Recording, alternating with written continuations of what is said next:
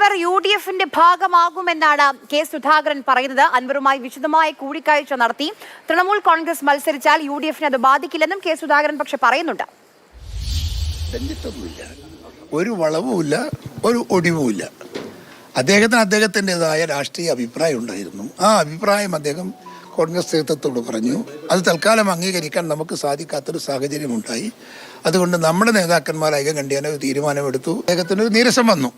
അത് സ്വാഭാവികമാണ്.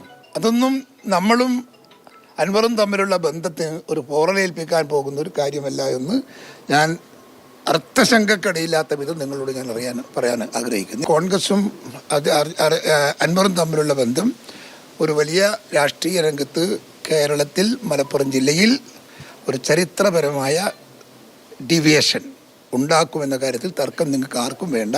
അൻവർ ഞങ്ങളോടൊപ്പം ഉണ്ടാകും. അൻവർ ഞങ്ങൾ കൂടെ നിർത്തി കൊണ്ടുപോകും. മുന്നണിക്കകത്ത് അൻവർ ഉണ്ടാകും എന്ന കാര്യത്തിൽ സംശയം വേണ്ട. യുഡിഎഫിന്റെ ഭാഗമാകും. അദ്ദേഹത്തിന്റെ താല്പര്യങ്ങൾ പരമാവധി സംരക്ഷിച്ചു കൊടുക്കാൻ ഞങ്ങൾക്കെല്ലാം താല്പര്യമുണ്ട്. അരുൺ അമൃതനാഥ് വിവരങ്ങളുമായി നമുക്കിപ്പം നിലമ്പൂരിൽ നിന്ന് ചേരുന്നുണ്ട്.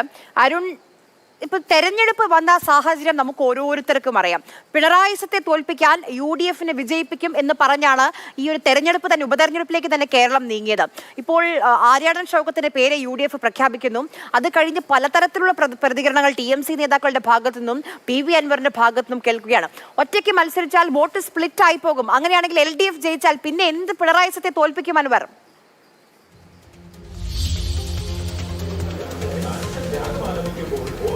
ആര്യ, ഈ ചോദ്യം തന്നെയാണ് രാഷ്ട്രീയ കേരളം PV അൻവറിനോട് ചോദിക്കുന്നത്.